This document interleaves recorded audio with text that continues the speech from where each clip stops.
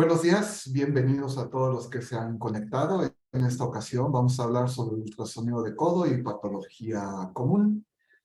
Nuestro objetivo va a estar encaminado a revisar las indicaciones y desde luego la patología común que podemos identificar en la exploración de esta articulación. Bueno, en esta lámina les presento las causas más frecuentes por las que nos piden la realización del ultrasonido de codo. Las masas, trauma, artritis reumatoide, misceláneas, entre ellas el tratamiento del nervio, que puede ser cualquiera de los nervios que vamos a explorar en el codo, son motivo, causa de exploración de ecográfica del codo. Bien, en las masas, pues ya, como ustedes lo saben, podemos encontrar masas sólidas, quísticas, mixtas, y esto va a depender de la calidad del contenido que encontremos en esta patología. Trauma, que quizás entre el trauma y la artritis reumatoide son las dos causas por las que realizamos más comúnmente este estudio. Entre el trauma está el desgarro muscular, desde luego toda la tendinopatía, desde el proceso degenerativo por una tendinosis hasta el desgarro tendinoso. Miositis ossificante y alteraciones del reborde óseo en trauma también son motivo de realización de ultrasonido de codo. La artritis reumatoide es un tema muy interesante que es básicamente a lo que yo más me dedico en la exploración musculoesquelética. La artritis reumatoide ha adquirido un estudio muy importante sobre el derrame articular, la sinovia, que puede estar inflamada y que se puede extender alrededor de la articulación y estructuras adyacentes, las bursitis, cuerpos extraños, y desde luego el ultrasonido nos ayuda muchísimo a hacer un monitoreo de la actividad de la enfermedad. Esto es muy importante porque cuando nos llega un paciente en estado basal lo podemos estudiar de primera vez y poder seguir el comportamiento de la enfermedad en estudios subsecuentes. Y como les había mencionado, el atrapamiento de los nervios en esta región anatómica también es susceptible de ser estudiado. Veamos algunos puntos interesantes del trauma. Y en este tema quizás la razón número uno por la que realizamos el ultrasonido de codo son estas dos. El codo de tenista y el codo de golfista. Y me atrevería a decir que más el codo de tenista. Quizás el 70-80% de las exploraciones que hacemos básicamente están dirigidas por esto, por el codo de tenista. Así que le vamos a dar un apartado especial a estas dos patologías. Las bursas, desde luego, son susceptibles de ser estudiadas. Estas no se ven en términos normales porque tienen una escasa cantidad de líquido, pero no así cuando estas se inflaman y que pueden crecer desmesuradamente y hacer un efecto de masa que puede comprometer estructuras adyacentes como es el paquete vasculonervioso, que ahí cobra un interés importante poder estudiar estas regiones anatómicas. Y desde luego los desgarros, tanto tendinosos como musculares, pues es parte de lo que vemos siempre de estar explorando. Hablemos ahora de la epicondilitis y de la epitrocleitis. Y sí quiero hablar de estos dos términos muy enfáticamente, porque tenemos la muletilla o tendemos a decir epicondilitis lateral y epicondilitis medial, para referirnos al proceso de patología de la inserción de los tendones tanto flexores como extensores, respectivamente en cada región. Lo correcto es decir epicondilitis para el proceso lateral y medialmente a la epitrocleitis. Y hablando de la epitrocleitis, bueno, pues ya sabemos que es una alteración de los músculos, de los tendones flexores, y que se produce por fuerzas de compresión lateral sobre el brazo en un valgo forzado. Así que esto va a provocar una elongación de los músculos flexores y ahí es donde se va a producir la patología. En la epicondilitis probablemente es el proceso degenerativo de inserción de los tendones de los tendones extensores que más comúnmente vemos. Es la lesión de sobreuso más frecuente en el codo en un adulto y se produce como una consecuencia de una sobrecarga excéntrica en el grupo muscular de los extensores que lo veríamos en una pronación forzada del antebrazo en flexión. Y bueno, esta es una fotografía que les muestro. La raqueta suele ser como una antena. Al golpe de la pelota, la vibración pasa por la muñeca y llega hasta el epicóndilo, en donde se insertan los tendones y los músculos y tendones, el tendón común extensor, y ahí es donde se provoca la lesión. Hablemos sobre los hallazgos ecográficos, tanto de la epicondilitis como de la epitrocleitis. En ambas patologías, básicamente el hallazgo es el mismo. Vamos a encontrar un tendón anormalmente engrosado, que puede estar hipoecoico, puede tener zonas anecoicas, intratendinosas, o tener un patrón heterogéneo, y esto va a estar relacionado básicamente por las lesiones de desgarro intratendinoso que puede tener el patrón fibrilar normal de este tendón. Imágenes hiperecoicas o microhiperecoicas que pueden estar causadas por microcalcificaciones o calcificaciones groseras, o inclusive pequeñas fracturas por abulsión del reborde osteocondral, donde se insertan tanto las fibras tendinosas extensoras como flexoras. Así que el reborde óseo es parte de la exploración, y es un hallazgo importante que debemos buscar siempre cuando estamos explorando el epicóndilo y la epitroclea. Y desde luego, cuando aplicamos el Doppler de poder, podemos encontrar o no angiogénesis, y esto va a estar relacionado básicamente al proceso inflamatorio agudo en esta patología. Vamos a ver algunos ejemplos. Tenemos aquí un desgarro de tipo ovoide o semiovoide, que está muy cercana al reborde óseo, donde está la inserción de los tendones. Y aquí tenemos un tendón engrosado anormalmente, con una heterogenicidad de su ecogenicidad. Lo podemos ver hipoecoico, y algunas zonas anecoicas que están más relacionadas con un desgarro en la zona de inserción ósea de este tendón. Y cuando le aplicamos el Doppler de poder, podemos identificar cómo están estos vasos de neoformación, que no deben de verse normalmente, así que esto lo podemos relacionar con un proceso inflamatorio agudo. Y vean estas zonas lineales anecoicas que van desde la parte media del tendón hacia el reborde óseo donde se insertan. Estas zonas están relacionadas con desgarros. Y vean el engrosamiento anormal de la fibra tendinosa con el patrón heterogéneo en su ecogenicidad.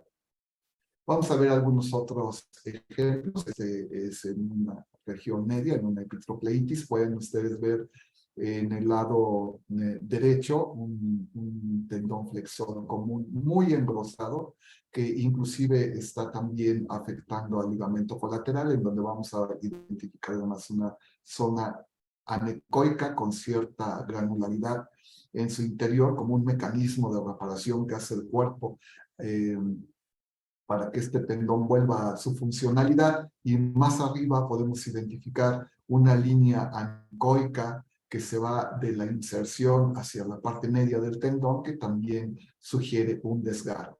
Si podemos comparar la imagen de la epitróclea derecha con la izquierda, como se las pongo a espejo, podemos identificar cómo hay una fase grasa muy bien definida que divide la inserción de los tendones flexores con el ligamento colateral, en donde además podemos identificar en el reborde óseo una adecuada interfase de inserción. Ustedes pueden ver aquí en el lado derecho, que es patológico, esta interfase aparece porque hay desgarros en la zona de inserción. Cuando hacemos el corte transversal, vamos a ver este tendón muy engrosado, y podemos identificar muy bien la zona de desgarro comparada contra el lado izquierdo, que es lo normal.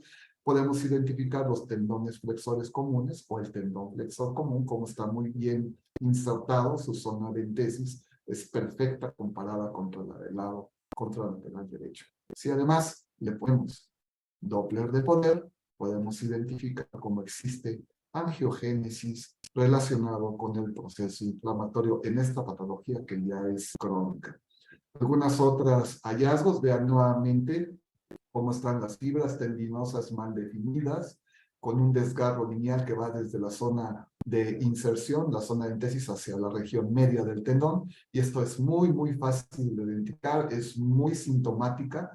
El paciente expresa con mucha precisión dónde está el dolor, así que es muy fácil verlo tanto en una exploración lateral o medial, dependiendo de lo que les pidan explorar, ya sea la epitrofia o el epicóndilo. Y aquí tenemos otro ejemplo, vean, en un patrón de rayos de sol, que este signo, cuando lo ven, es sin lugar a duda sinónimo de desgarro intratendinoso, y aparte este paciente tenía un desgarro semioval también en la zona de entesis.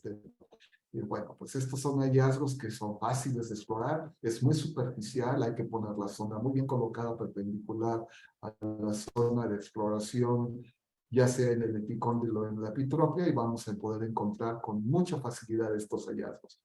Aquí tenemos otro ejemplo de una fractura por abulsión. Ustedes pueden identificar aquí parte del receso óseo que ya no se ve en la zona de entesis y que está haciendo prácticamente una zona de fractura en donde se insertan estos tendones. Borde óseo irregular, también muy importante, no es como esta prácticamente está arrancado, pero aquí podemos identificar cómo hay un proceso degenerativo y vean cómo ha provocado una desinserción de las fibras tendinosas, y esto le provoca un dolor exquisito al paciente.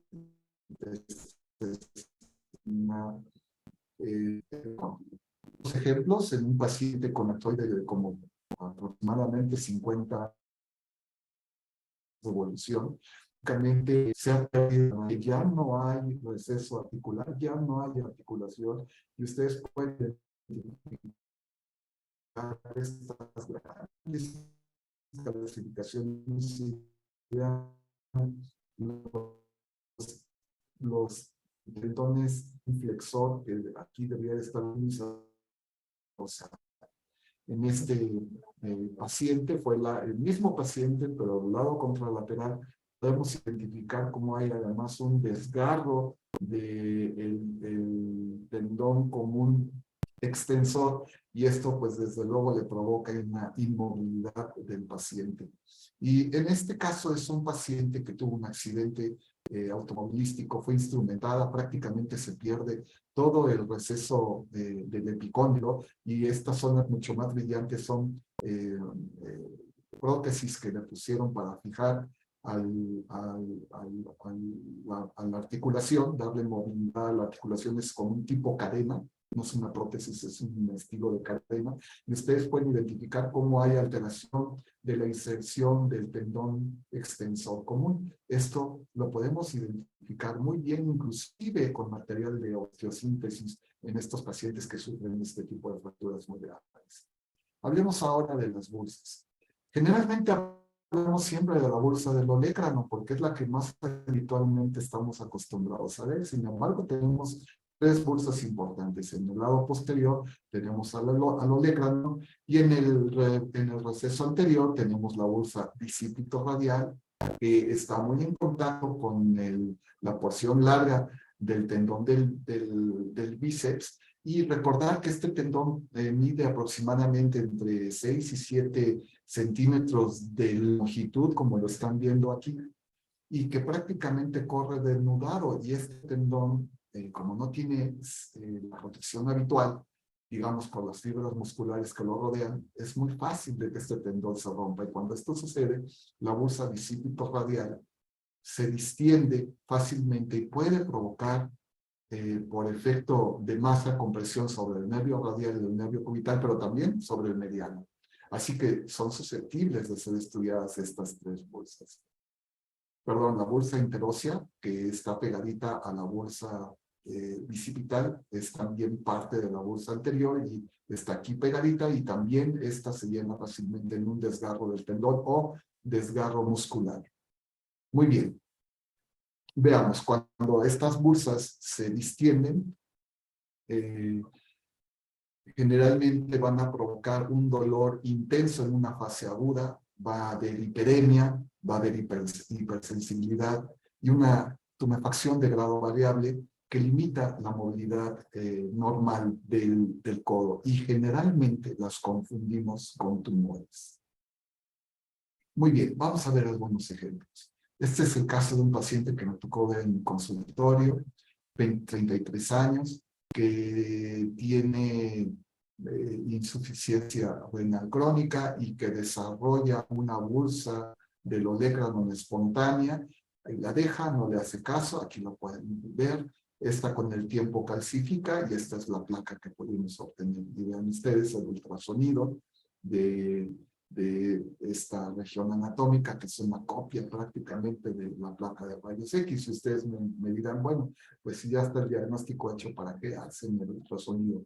Aquí es muy importante identificar, además, el proceso inflamatorio agudo en este proceso patológico crónico, pero además la compresión de las estructuras adyacentes que pueden estar condicionando dolor secundario al efecto de masa. Es el caso de un paciente que también sufre golpe directo en la región posterior del codo. Viene a la consulta, le hacemos el ultrasonido y podemos encontrar esta bolsa anormalmente distendida, la cual la tomografía, para los que dicen que la tomografía no sirve para ver los tejidos blandos, pues pueden identificarle, que es muy, muy bueno también para poder identificar las bolsas del codo. Este es otro paciente que al bajarse del camión se golpea en el pasamanos, en la región posterior del codo, le sale una bolita, no hace caso y con el tiempo la bolita se pone dura y empieza a molestar por compresión de los tendones y músculos adyacentes de la región posterior del codo. Entonces le hacemos la tomografía, vemos que hay una calcinosis de la bolsa del olecranon y que por ecografía pudimos identificar también perfectamente. Aquí les muestro un video de un paciente que tiene 40 años de edad con diagnóstico de gota. Hacen unas bursitis impresionantes. El codo es una zona target, es una zona de predilección para que se formen los tofos. Y este fue el caso de este paciente. Pueden ustedes identificar una bursa muy, muy distendida y bueno, no se requiere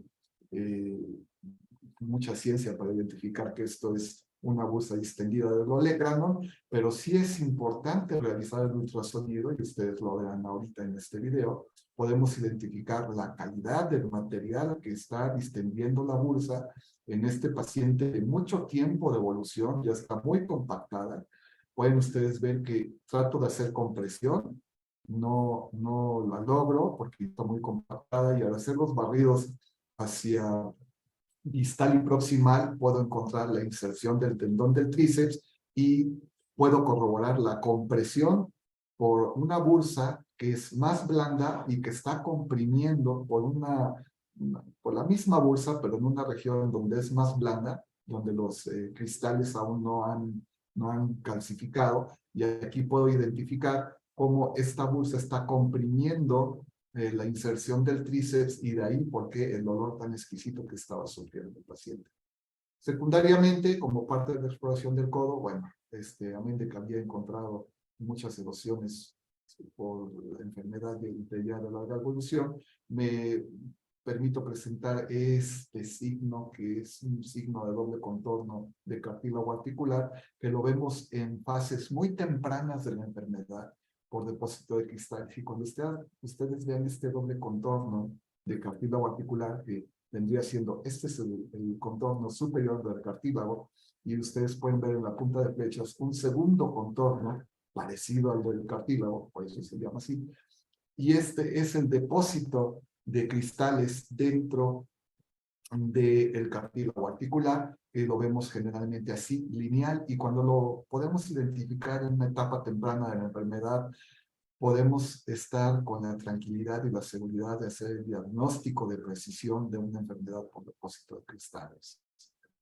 Bien, ahora veamos algunas de las patologías de las bolsas anteriores.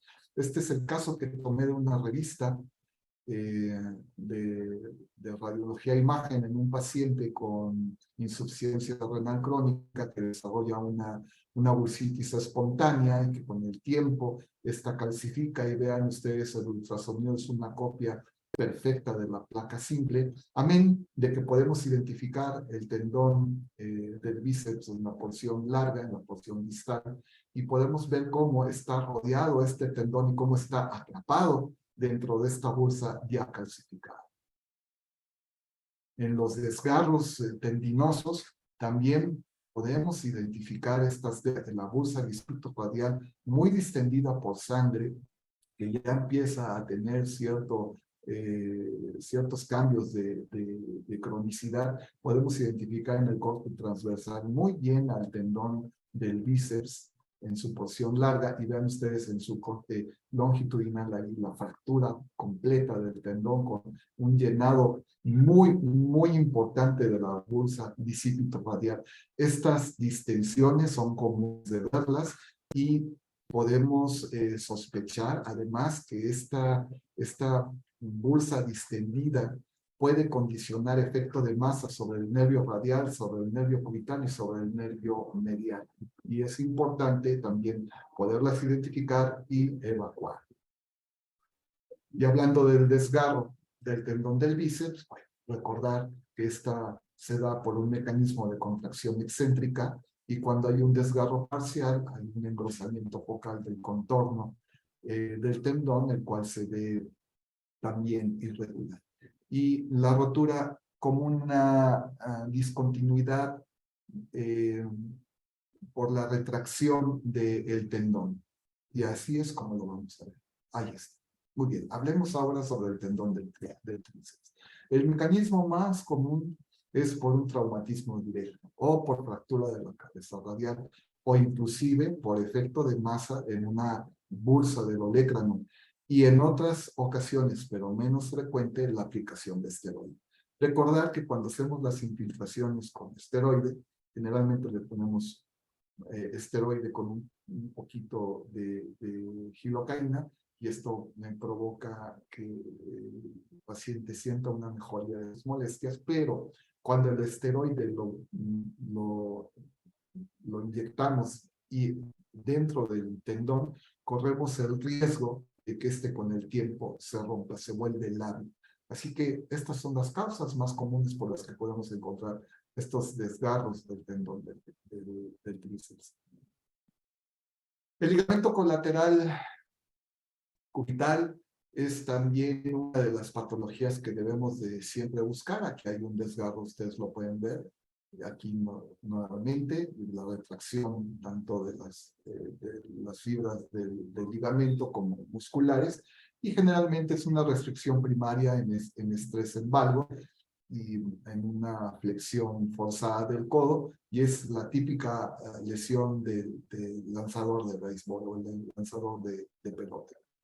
Vamos a ver algunos ejemplos traumáticos. Esta paciente joven de 30 años de edad tuvo un accidente muy aparatoso en su automóvil, y prácticamente ustedes pueden ver cómo hay una destrucción importante de la articulación del codo. Así es como quedó después de la cirugía. Estas son los materiales de osteosíntesis, que son como un tipo de cadena que le permite que haya movilidad, que pueda ser la flexión y extensión del codo, aunque con limitación, pero sí se puede lograr.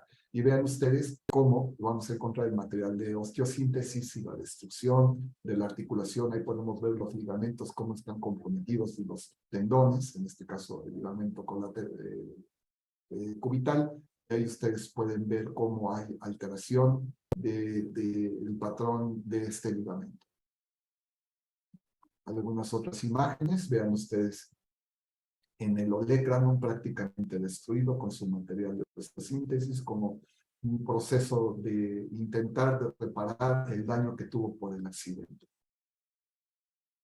Hablemos ahora sobre la artritis reumatoide. Este es un tema muy interesante y es prácticamente a lo que yo más me dedico.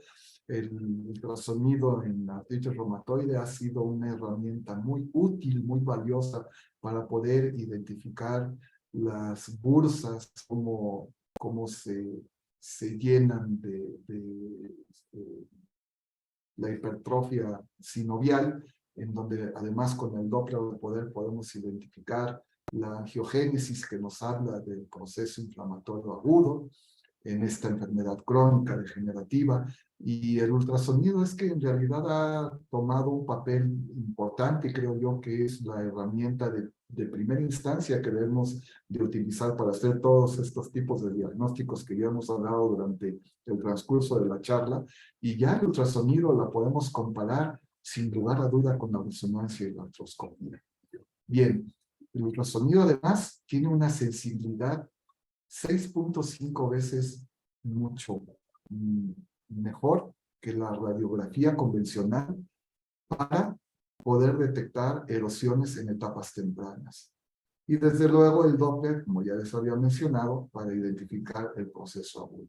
Así que, si queremos identificar una sinovitis, el clínico tiene duda de que existe o un derrame en donde también existe duda clínica a la exploración, el ultrasonido es la herramienta de primera elección. La erosión ósea no detectada, el ultrasonido no detectada por rayos X, el ultrasonido es la primera elección. Y la evaluación detallada para la patología del tendón, desde luego, también es la herramienta de primera elección. Les digo, de la realización de procedimientos de intervencionismo en donde podemos aspirar material intraarticular, pero además podemos realizar infiltraciones de medicamentos tanto en la articulación como materiales de contrasuplementación o medicamentos que nos ayuden al proceso inflamatorio en los tejidos blandos. La evaluación de síndromes regionales dolorosos en artritis reumatoide, como por ejemplo el atrapamiento de nervios en el túnel del carpo, quizás es la número 1 que vamos a ver en la artritis reumatoide. Y el monitoreo a largo plazo o a mediano plazo de la enfermedad es muy importante, esta herramienta, el ultrasonido, ya que nos permite revisar al paciente en una etapa temprana y ver cómo se está comportando la enfermedad y compararlo una vez que se ha establecido el tratamiento y ver la mejoría ecográfica. Así que, y desde luego, al haber una mejoría ecográfica hay una mejoría clínica. Así que podemos monitorear a corto y largo plazo la enfermedad con el ultrasonido. Vamos a ver algunos ejemplos.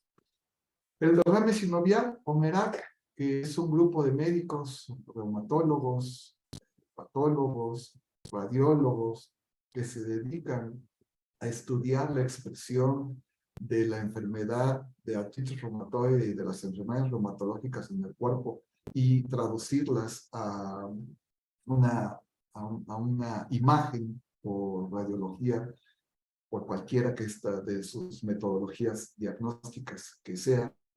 Este grupo se dedica a unificar estos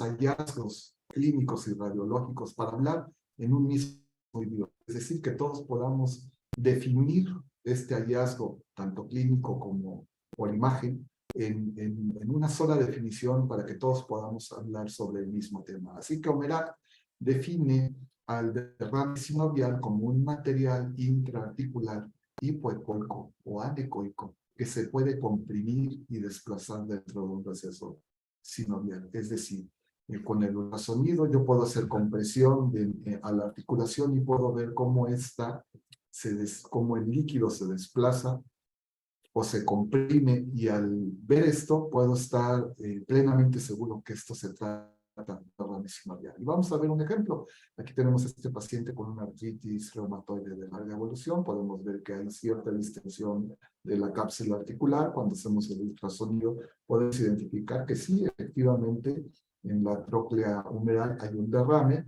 Cuando ponemos en tiempo real, para que ustedes lo identifiquen, esta es la tróclea humeral. Aquí hacemos compresión y vamos a ver cómo comprime el receso articular y eso nos hace el diagnóstico de precisión.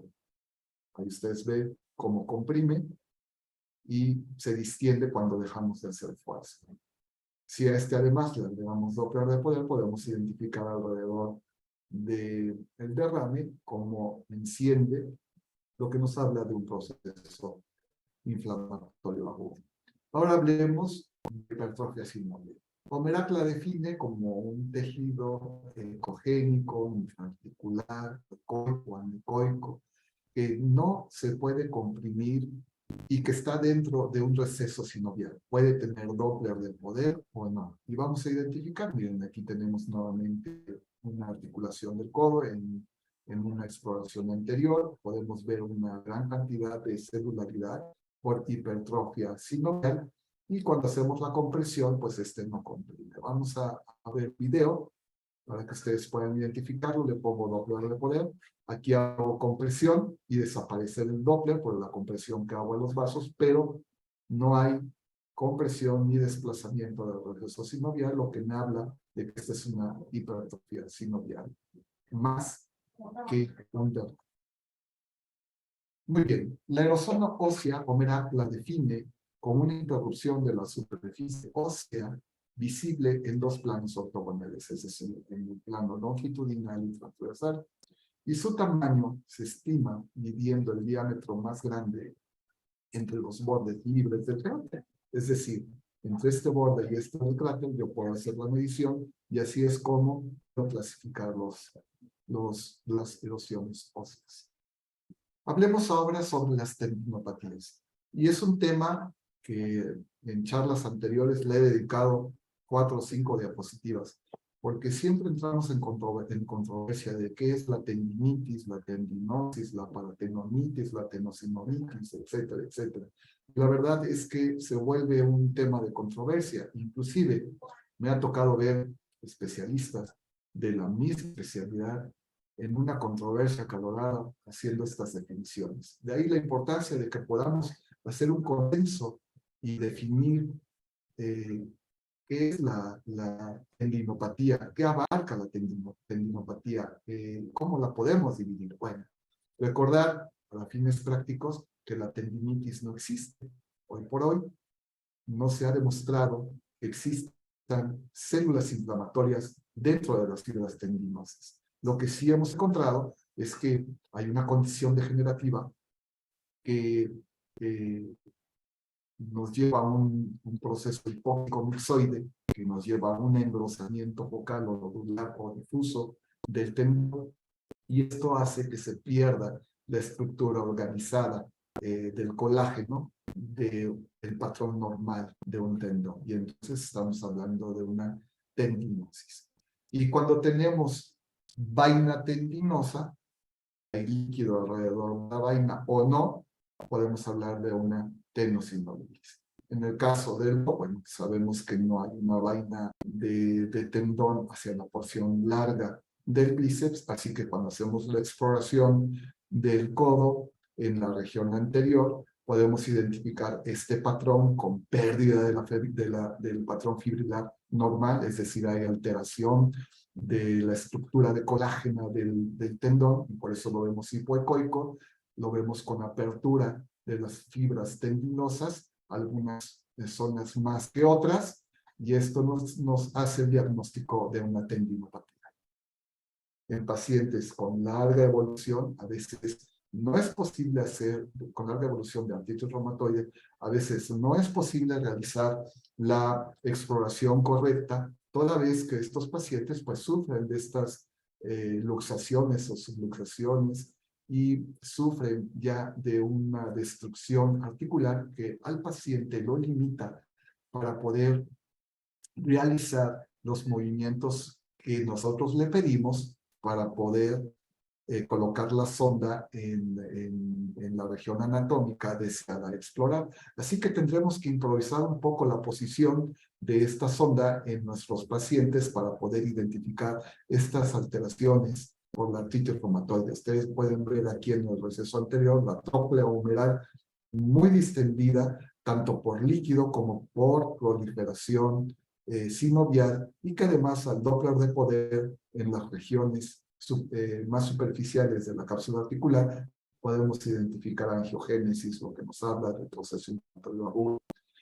En la región lateral prácticamente está destruida ya toda la anatomía de la articulación, ya no encontramos ni siquiera los procesos del epicóndilo habituales y podemos observar cómo hay un gran derrame, la cual se identifica claramente también en la placa simple.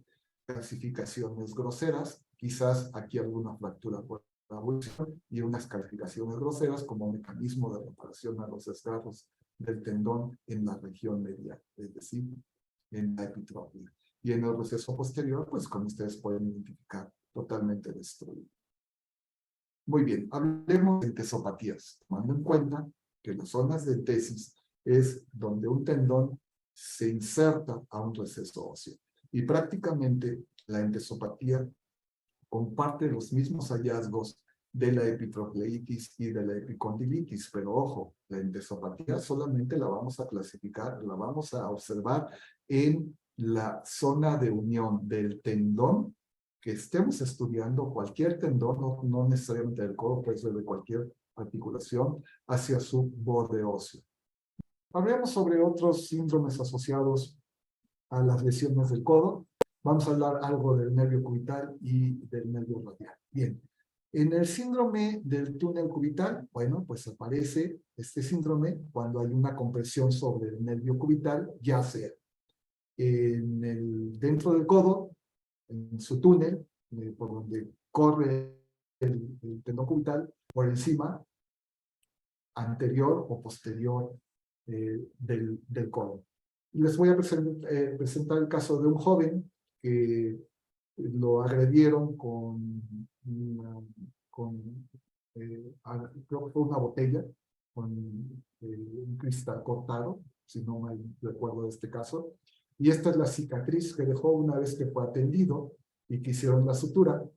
Y con el tiempo hizo fibrosis y él tenía dolor para la extensión y flexión del brazo y tenía alteraciones de tipo nervioso, sentía que se le dormía, que le ardía parte del brazo, así que cuando me lo mandan para hacer el ultrasonido, lo primero que pensé es que iba a tener un atrapamiento del túnel cubital y efectivamente, aquí tenemos el nervio cubital en un eje largo y ustedes pueden ver la fibrosis en líneas punteadas verdes, desde la piel hasta la parte más profunda del nervio, y pueden identificar cómo abraza al nervio, inclusive lo disminuye en su eje anteroposterior, aquí lo pueden ver mucho mejor, y esto es lo que estaba condicionando el atrapamiento del nervio cubital. Muy sencillo de hacer la exploración, y es un diagnóstico realmente muy valioso, en donde el paciente se beneficia de que hagamos este tipo de diagnósticos. Hablemos ahora acerca de la subluxación o luxación del nervio cubital. Implica el desplazamiento anormal del nervio sobre la epitropia, provocando en ocasiones un chasquido y coincide con molestia del paciente, es decir, sufre un dolor en el momento en que salta y hace el chasquido el nervio, provoca este ruido, este chasquido peculiar, que además se siente, se transmite al transductor y el paciente refleja dolor. Es necesario hacerlo en un estudio dinámico en flexión y extensión del codo. Veamos un ejemplo. Les traigo el video. Precisamente estoy pidiéndole al paciente que haga una semiflexión. Y aquí vemos el nervio cubital, cómo está en su canal, y cuando hace la flexión se luxa. Cuando le pido que vuelva a extender el brazo, regresa a su posición. Y ahí está. Ahí regresa a su posición. Bien. Muy fácil de hacer. Muy fácil de hacer esta exploración, pero sí debemos de tener cierta práctica porque con la movilidad del codo podemos perder la imagen de precisión. También podemos encontrar al tendón cubital desplazado por masas,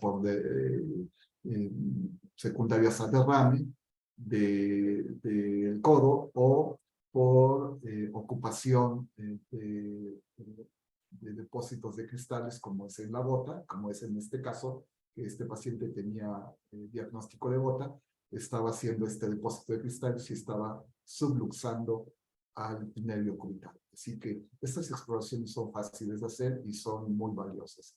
Hablemos algo sobre el hallazgo normal o sobre cómo debemos de encontrar al nervio cubital en un estado normal? Bueno, pues debe tener un anillo concéntrico, como lo ven aquí, ecogénico. El epineuro lo vamos a encontrar hiperecoico, y esto le va a dar una característica muy especial junto con los fascículos del nervio, los cuales van a ser hipoecoicos. Entonces lo vamos a ver cómo se dividen zonas ecogénicas y zonas hipoecoicas, y ese es el patrón habitual que debemos encontrar en cualquier nervio que exploremos. El tamaño habitual del nervio cubital está entre los 8 y 10 milímetros cúbicos, y aproximadamente en el 27% de la población la subluxación o luxación del nervio a la maniobra dinámica puede ser normal, no condicionar dolor y no condicionar chasquido, y se puede considerar como una variante anatómica. Pero hay que tener mucho cuidado con estos datos de las mediciones y de cómo podemos ver el nervio, ya que lo podemos identificar con todas estas características, ser normal y el nervio ser patológico. Así que debemos de tener mucho cuidado, debemos considerar los aspectos clínicos, debemos de considerar cuál es la génesis de la compresión, qué está condicionando la inestabilidad, si hay atrofia muscular subyacente a la alteración que supuestamente estamos buscando sobre el nervio, así que debemos de ser muy cuidadosos. Hablemos ahora sobre el nervio radial. Hay 3 tiempos que yo siempre sugiero que estudien al nervio radial: en la región posterior del brazo, en la región lateral y en la región anterior. Vamos a ver algunos ejemplos. Recordemos la anatomía. Vamos a encontrar al radio en la región anterior, al músculo braquial y al braquioradial que rodean el paquete vasculonervioso. Si nos tiramos un poquito más distales, vamos a encontrar el extensor carporadialis, nuevamente nuestro paquete vasculonervioso, y eso es en la región anterior. Ahora, esto es a lo que me refería. Normalmente yo hago una exploración posterior, lateral y anterior. Si ustedes pueden ser observadores con este caso que me tocó en mi consultorio, pueden ver cómo la piel se ve abrillantada, como tensa, porque este paciente estaba con un diagnóstico de esclerodermia. Y en este caso, este paciente engrosó la piel importantemente y ya no podía hacer una extensión adecuada. Sin embargo, esta posición que adquirió el paciente fue suficiente para que yo pudiera hacer la exploración del nervio radial en sus 3 posiciones. Vamos a ver algún ejemplo. Aquí tengo en la región posterior del brazo, que es esta. Aquí tengo el radio. Aquí empiezo a identificar cómo surge el nervio radial. Lo voy siguiendo, bajando mi transductor hacia la parte lateral y posterior del brazo, en esta región, y ahí lo puedo identificar. Una vez que tengo ahí ya muy bien identificado mi nervio, veo que no haya compresiones, que no tengo patología agregada, etcétera. Entonces me voy a la región anterior. Le pido al paciente que estire su brazo un poquito y me voy a la región del pliegue del brazo y continúo con la exploración del nervio hacia su porción superficial y profunda, que es ahí donde me interesa explorar. Es una exploración sencilla que requiere práctica, pero realmente es muy fácil de realizar. Ahora veamos la exploración del nervio medial. Bueno, pues esto lo encontramos más medialmente hacia el pliegue. Vamos a encontrar nuestra arteria braquial como referencia en nuestra vena. Muy sencillo de verlo en corte transversal. Hacemos compresión para saber que estoy en la región anatómica adecuada, y ahí pegadito a la vena y a la arteria tenemos nuestro nervio braquial. Si todavía queremos confirmar, le ponemos Doppler, podemos identificar ahí las pulsaciones, cómo se comprime la vena, y ahí junto mi nervio medial. Y desde el pliegue del brazo lo puedo seguir hasta la región más distal, que es la muñeca, que es normalmente donde encontramos la patología principalmente de este nervio, como es el síndrome del túnel de Acá. Vean ustedes comparado, el lado derecho con el izquierdo, el lado derecho alargado, achatado, con prácticamente una medición muy grande de 18.99 contra 14.31 del lado normal, y esto me hizo el diagnóstico de precisión. Y en algunas ocasiones también nos mandan a hacer estos estudios del codo porque encuentran ahí algunas lesiones tumorales y quieren saber si esto es una bursa, si esto es un desgarro, si es un tumor, y bueno, a veces encontramos estas lesiones que son lipomas y que hacemos muy bien el diagnóstico diferencial de lesiones intraarticulares. Muy bien, quisiera concluir diciéndoles lo que ya ustedes conocen muy bien. El ultrasonido es una herramienta que debe considerarse como de primera elección en la exploración de cualquier articulación. Es de bajo costo comparado contra cualquier otro método de imagen, la que quieran compararle. Tiene la ventaja que es dinámica, no invasiva, pero sin embargo podemos hacer procedimientos de intervención para meter medicamentos o extraer muestras para hacer diagnóstico, y no, es una herramienta útil para el control de enfermedades como artritis reumatoide y como desgarros y ver cómo va el proceso de relación, etc. Les quiero dar las gracias y nos vemos en la próxima charla.